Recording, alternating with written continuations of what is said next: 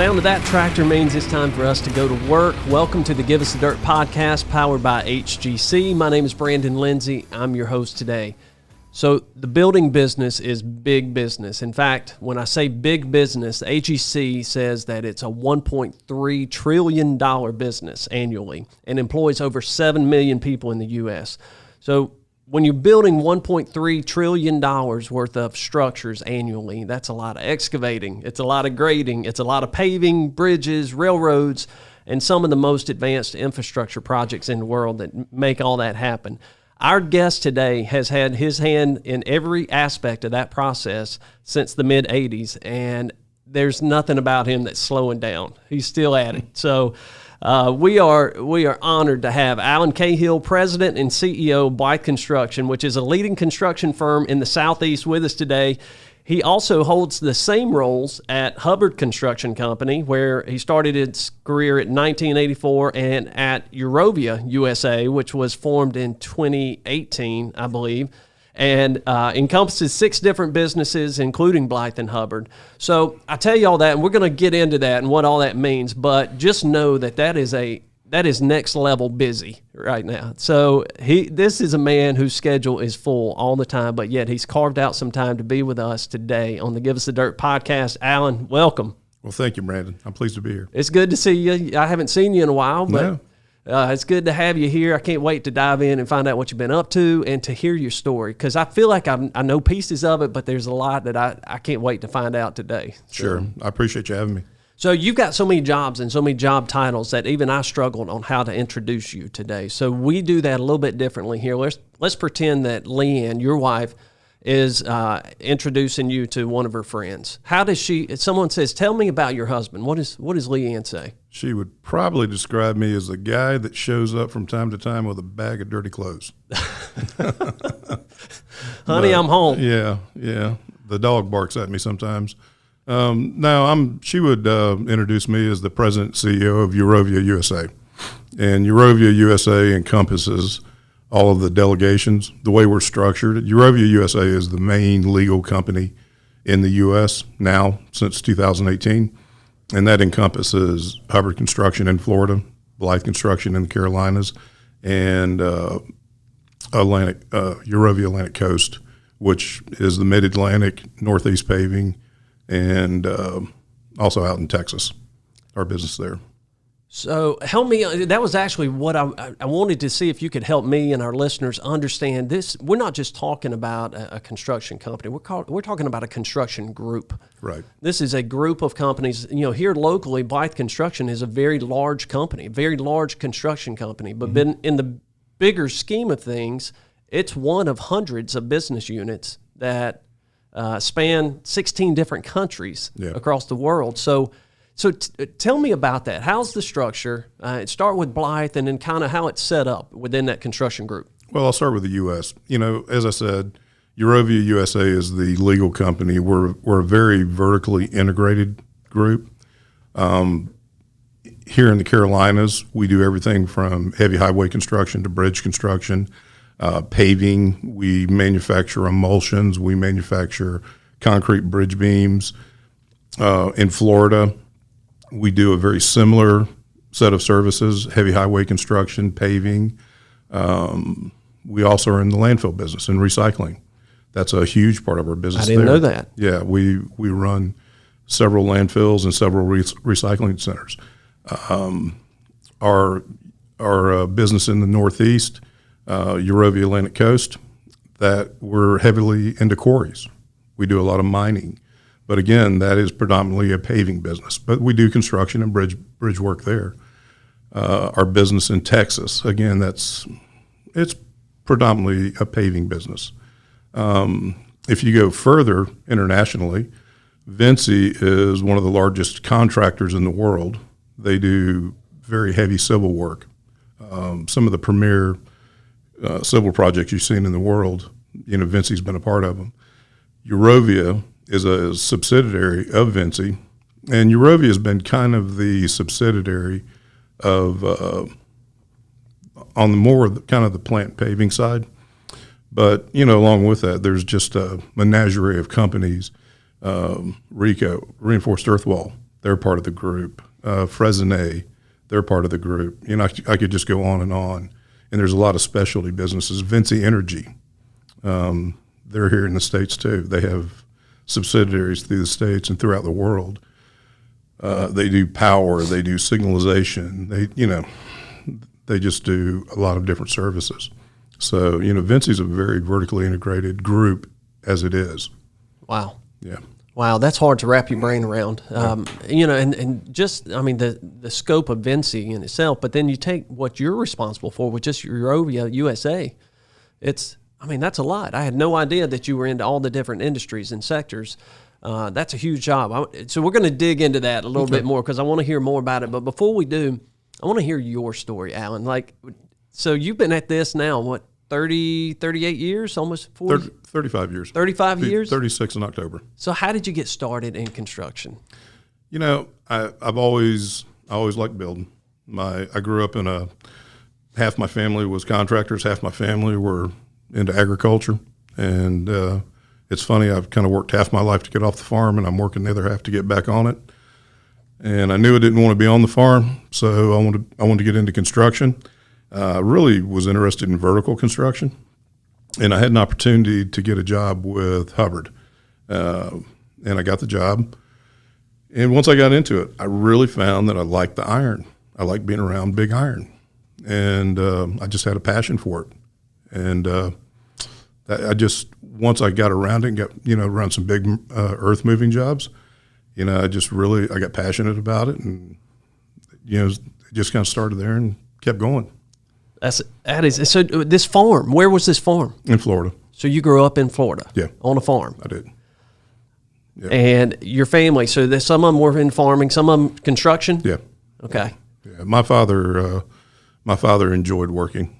So yeah, he was a farmer. So and we find that a lot with people that, in this industry, more often than others, there's a family history of being in it, and there's generations after generations of people that have been in the industry. So it's in our blood at some point. And so that's interesting. So the big iron, you were fascinated with the big equipment, the big iron. Is that still the case? Is that still the thing that's driving you today? I love equipment. Yeah. I love equipment. We've got a job right now, and when I can carve out some time and get on a job, that's just a slice of heaven for me. And we've got a job in Raleigh. It's a joint venture, and we bought a bunch of big scrapers. And it was probably a month ago. And I had the opportunity to go and spend a day just going up and touring the job. And, it really had my blood pumping, just watching, scrapers move dirt. So I love it. You still have it. I still have it. You still love it. And you can operate everything. Yeah, I can run equipment. That's awesome. I can. That's really cool. Probably hurt for a few days after I do it now, though. And they let you do it. You're the boss. You get to say when. Yeah. Well, let me ask you. So, 35 years along the way, you develop relationships, and that's one of the best things I love about our industry is the people and the relationships. I mean, you and I, we've known each other for many years. We've got a relationship that goes back to the Martin Marietta days where I was trying to sell you stone, and you were trying to tell me I was too high. Yep. Prices were too high, and but we had a great partnership, great friendship over the years. Those relationships, are there certain relationships that that just stand out as people that walked alongside of you that helped shape who you are today and your career? Oh, Brandon, there are so many of those. I wouldn't be where I am today if it wasn't for those relationships. I don't really care what you believe in, if it's, God, Allah, or whatever it is. But I do believe people are put in your life for a reason.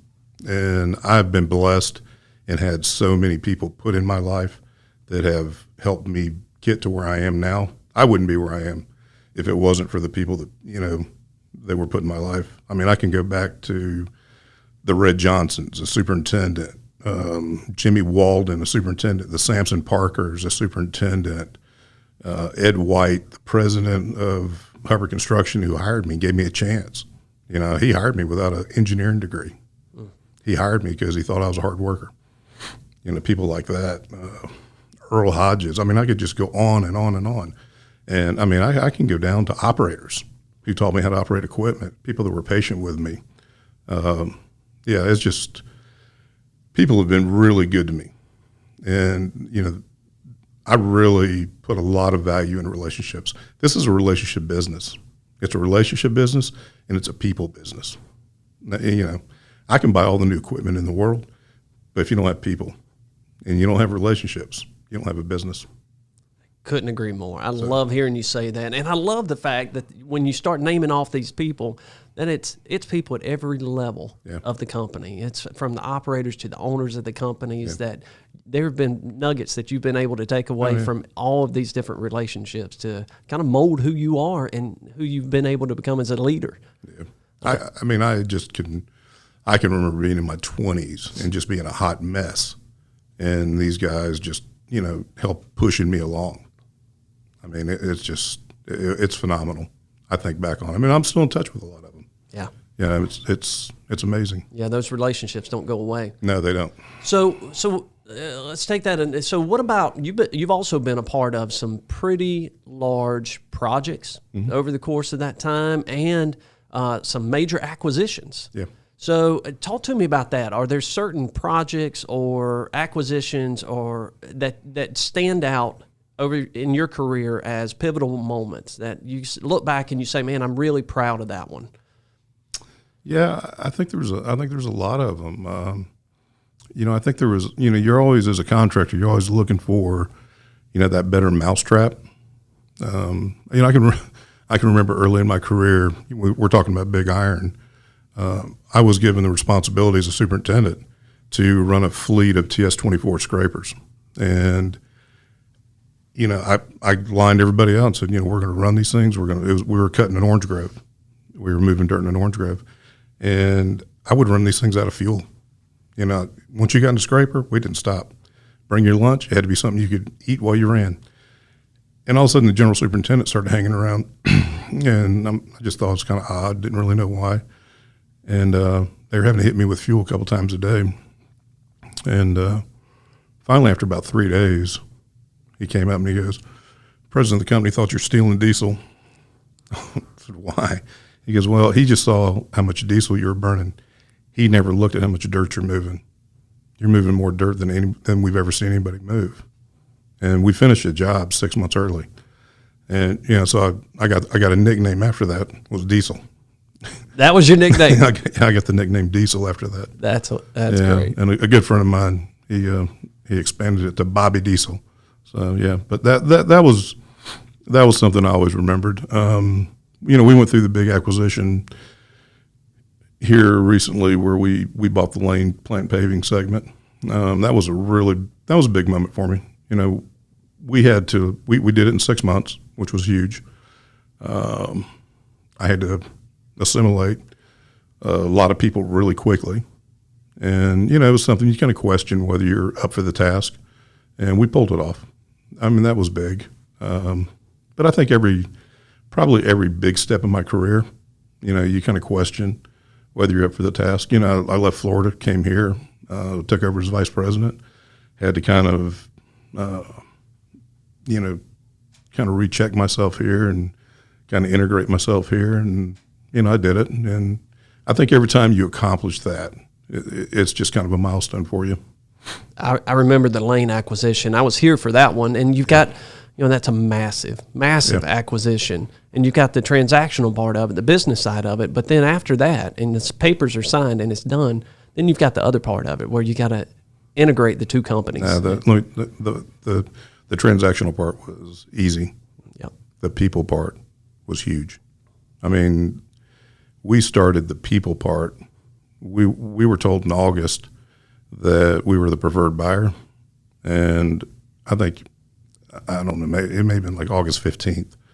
August 16th or 17th, I was in Bangor, Maine, and I mean, it was touchy because we're still competitors.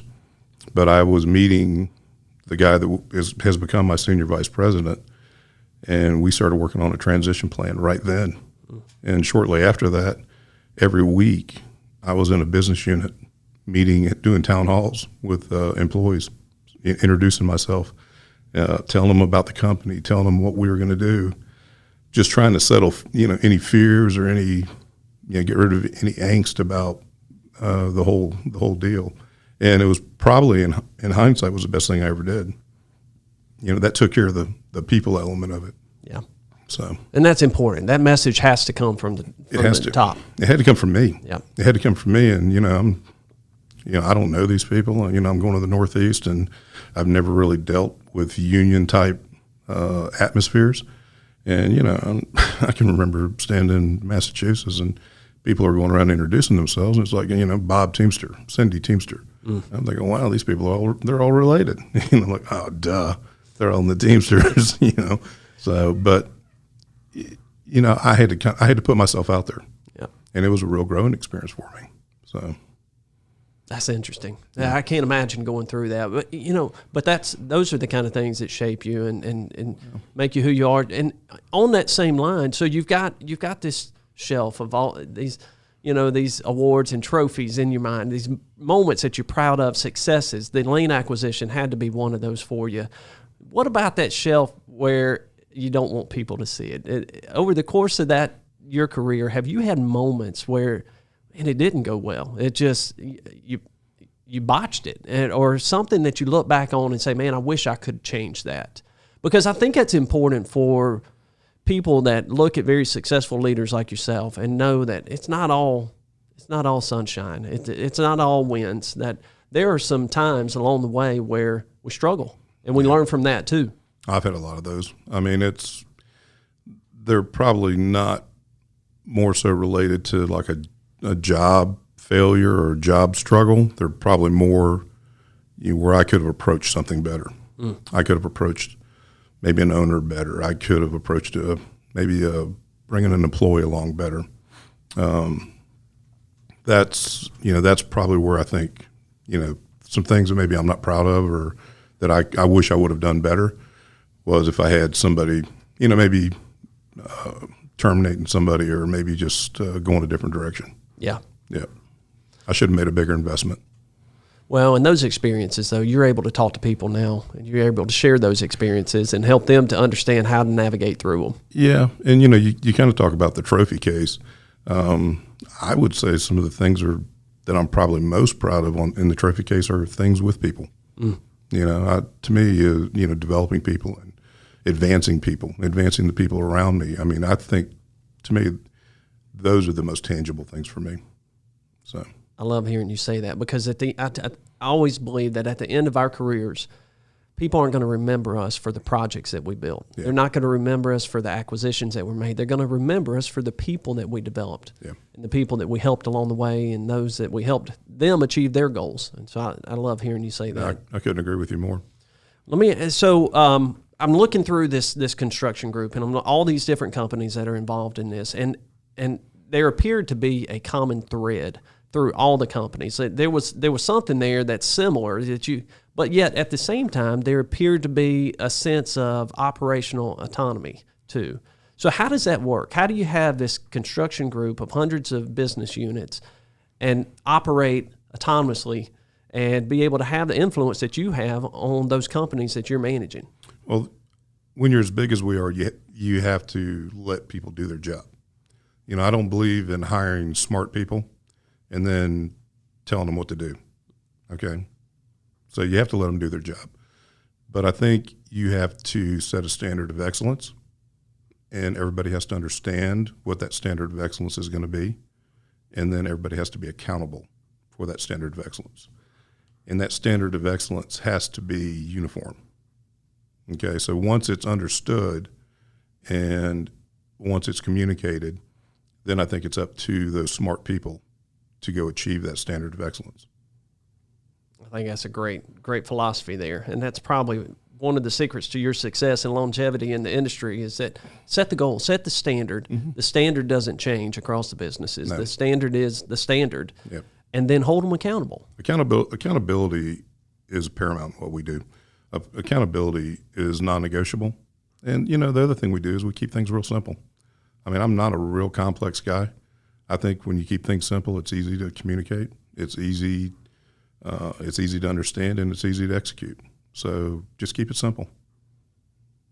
That's one of the core values at Hoopah Grading too, and you hear that theme a lot. But it's probably one of the hardest things to do in our business is to keep it simple. Yeah. we have a tendency to make things pretty complicated. Well, I think when things get complicated, it's probably because we don't understand them very well. True. Alan, I want to pull something up here, and I told you we do some recon prior to you coming on the show here, and we've got some pictures. I want to pull those up on the screen here. You recognize some of these pictures? Yeah, I do.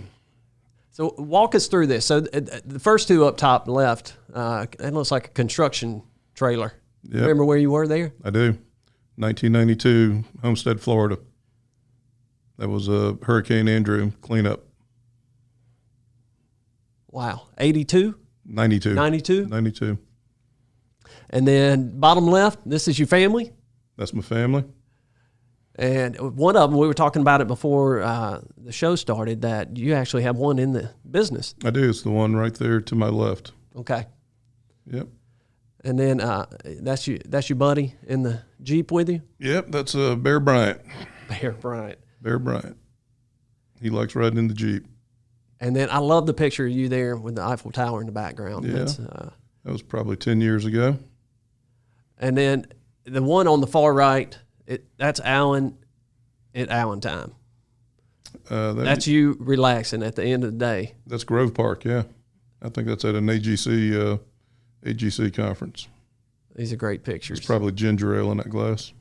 So looking at all this, I love this because it shows that a different side of you, right? It shows you relaxing. It shows you enjoying some hobbies. It shows the family side of it. Mm-hmm. And I look at all this and I think, all right, you're not just president and CEO of one company. You're president and CEO of 3 companies.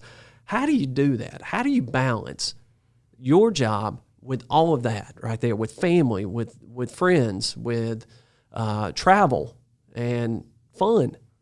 I've got a really great assistant who is a very efficient scheduler, and I work really hard. Yeah. So Diesel, Bobby Diesel. I love. You just make time. You make time. Yeah, you gotta make time. So Bear Bryant, I'm assuming you're an Alabama fan. My oldest daughter is an alumni. Okay. Yeah, that was actually her dog, and her mother actually absconded with that dog when she moved home. Okay. Well, so let's use that real quick, because one of the reasons we started this podcast, Alan, is that we wanted to be able to show the next generation of construction workers a different side of the business. Yep. You and I were introduced to the business by our fathers, our family, right? And that's not necessarily the case for this next generation of construction workers. And so we're competing with all these different industries to get the best and brightest talent to come. And so let's just assume for a second that you are Nick Saban, and you're sitting in the living room with this family and their son or daughter, and they've just graduated and they are considering their career, their future. And they've got all these options on the table. They've got all these different industries that they can go, and you're there representing the construction industry. What do you say to them? Well, if I was Nick Saban, I would show them national championship rings. Oh, ouch. All 5 of them or 6 of them. So yeah, that would sell it in itself. It right? would, yeah. No words needed. No. So I would explain to them that, what you're gonna get is you're gonna work around some really high caliber people. I would tell them what I got, and what I got was I got a great education. I got to work around people who were really, really talented people, really smart people, really giving people. They taught me. They brought me along. I got a lot of opportunity. I worked hard, and by working hard, that's how I got the opportunity.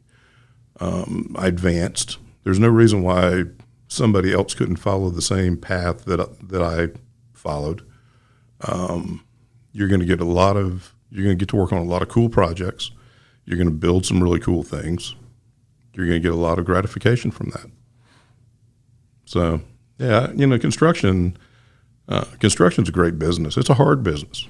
You work hard, but, I think at the end of the day, you can look back, and I think there's a lot of personal satisfaction with what you did. I think the fact that you can organize and coordinate a crew of men or women, and you can produce something, I think is very satisfying. I was talking to a young intern, 2 weeks ago, And he's embarking on his career. And, and he said something to the effect of, he asked me if construction's been good to me. And I was like, I owe construction everything. Construction doesn't owe me anything because everything I have came from construction. So, just think about that when you're working. You can have a long career in construction. It's a great business. So I love that. I love hearing you say that too. And I think you're exactly right. People that are looking to get into, especially this next generation of construction workers, they want to know there's a career path. Mm. That wasn't necessarily what we were thinking when we got into it. We wanted a job. Yeah, I just wanted to pay my bills. Yeah, we needed a paycheck. Yeah. And so, but I think we're going to have to, as business leaders, we're going to have to be able to show this next generation, look, here's the path. Right. You work hard, you're going to get those things that you just said, you're going to get that education. You're going to be part of something pretty significant in building some incredible projects, but you're also going to have a career path. Yeah. You can be successful. You can make money. You can take care of your family and have a long career here. That's right. So, thank you for sharing that. All right, so this is the part where we say we want you to give us the dirt. We're going to dig a little bit deeper here. Okay. So tell us something that most people wouldn't know about you, Alan. What is, we know you as a strong, successful leader, construction company, but what's something that would surprise people? What would surprise people? I'm probably a lot more reserved than most people would think. I'm probably a lot quieter than what most people think. Really? Yeah. Reserved? Yeah. I would not have said that. Yeah. I sit back a lot and I watch and I pay attention. I read a lot, and I'm probably a little more reserved than what I think people think. That's it. I would not have known that. All right. Well, that's definitely something we wouldn't have known. So, Alan, you have a very demanding personality. I mean, like your presence when you walk into a room demands respect, right? I remember when I was trying to sell aggregate to you, like I was a little nervous coming into these meetings. That's only because your price was so high. Well, did it ever go down though? No, it didn't. It didn't. But I thought about it a couple times. You had me sweating several times. But so you've got this brand, and I assume that like people don't want to get on your bad side. Okay. Is that fair? I've heard that. Okay, so you've got that, but I also know you as a person. I know your heart. You've got a heart the size of this building here. Okay. You care about people. I do. I've seen you with your family. I've seen what you do for your communities. Mm-hmm. Like, I know that side of it too. So how do you, I guess what I want to know is, what is that trigger that brings out the Hulk? I've been told that I'm intimidating, which you might be surprised. It surprises me when I hear that. I'm like, really? So, I don't know. I really don't know what the trigger is. Is there a certain quality or a certain thing that you say, man, I can tolerate this, and this, but I'm not going to tolerate that? I'm very competitive. I'm probably overly competitive. I don't like being pushed. When I get pushed, I push back. So I think when I start getting squeezed a little bit, I think you'll get a reaction. Well, that's why they leave you alone and let you run the business. So walk me through that. So walk me through when you walk into the boardroom in France. Mm-hmm. Like I'm trying to envision that. Can you speak French? I can not really speak French. I can understand French. You can understand. I can understand enough to know what's being said. Do they speak Alan? Do they speak English? Alan. Oh, Alan. Not really. Not really. So what is that like? That's got to be. They speak. They're very courteous. They speak English. Yeah. I would say most of the time, my interactions internationally, there's I either have an interpreter or they'll conduct the meetings in English. But I usually have an interpreter if not. It does kind of freak them out though when they're speaking French and I pick up enough that I understand what they're saying. So. And you understand. That's interesting. So you do know a little bit, enough to get you by. I can understand enough to get by. Do you enjoy that? You Yes. enjoy traveling and being out there and experiencing the different cultures? I do. This is, I'm a farm kid from Sanford, Florida, man. I've been all over the world, and it's been a great experience. I mean, I've seen things and been places that I never dreamed I'd be or I would have gone. I mean, it's really awesome. That's another piece of your pitch for the industry. Is that, I mean, without construction, you wouldn't have been able to experience things that you have. Yeah, I mean, I've been to the Andes Mountains. I've been all through Europe. I've been, to Africa, Northern Africa. I mean, it's just, I would have never gone those without this job. I would have never experienced those things, and I would have never experienced a lot of the people I experienced. So yeah, it's just been so cool. And that's exactly why we wanted to have you on as a guest of the podcast. From a farm in Florida to CEO and president of a global organization, and just being a part of something so massive, that I think it's an incredible story and something that should inspire other people to consider getting into the industry. It shows a different side of it. Yeah. One last question. Okay. What's the future look like for you? How much? Yeah, I mean, how long do you keep doing this, Alan? I'm going to do it as long as I get out of bed every day and enjoy it, and I'm passionate about it, and I'm still passionate about it. I think my focus has changed, and I think that kind of happens with maybe maturity and age. What I'm really passionate about now is my people. I think, I've gotten, and I think it's kind of shifted over the last few years. I really like coaching. I like coaching my people, and I like working with my people. I'm not as involved operationally as I used to be. I used to just love operations. I mean, there's nothing I loved more than being on the job before daylight and being there after daylight. But I really like being around my people now, and I like problem solving still. So I think as long as I still have a passion for that, I'm going to keep doing it. And, maybe the next chapter of my life, maybe that's what it'll be purely dedicated to, is some type of coaching. Coaching, training, leading. Yeah, that, or maybe, I don't know, some type of dispute resolution or something like that. But, yeah, I really like the coaching aspect of it. And I think I want to, as long as I stay passionate about it, I'm going to keep doing it. Awesome. So. Well, I told you one question. I'm going to throw one more, because you mentioned something prior to starting that the Hubbard Academy. Uh-huh. And I think that goes to what you were just talking about, your investment back into people and coaching and leading. Tell our listeners real quick what that is. Well, we started back in 2013. I wanted to start an academy at Hubbard Construction, and it's all NCRR based. We hired a gentleman to head it up. I really didn't have the time to do it justice. The gentleman that's running the operations in Florida, Tom Kraft, he really is passionate about it. So Tom is headed up. It's an assessment-based program.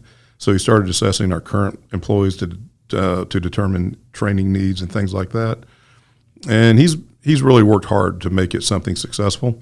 And so now when a new employee comes in, they immediately get enrolled, so they start going through it. And I think it's really providing dividends. It's something that sets us apart from other people. They don't do it. They don't have it.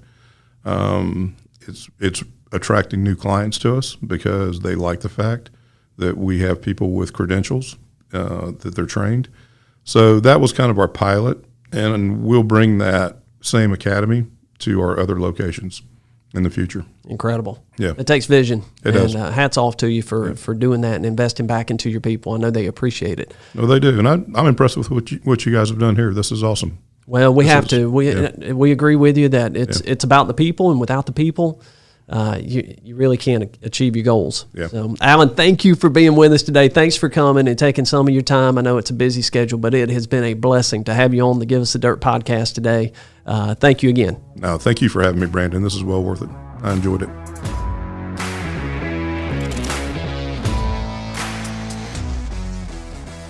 Thank you for listening to this episode of Give Us the Dirt. Our podcast is powered by Hoopah Grading Company in Charlotte, North Carolina, and produced by Well Run Media and Marketing. Visit our website at giveusthedirtpodcast.com and subscribe to this podcast on Apple and Google so you never miss an episode.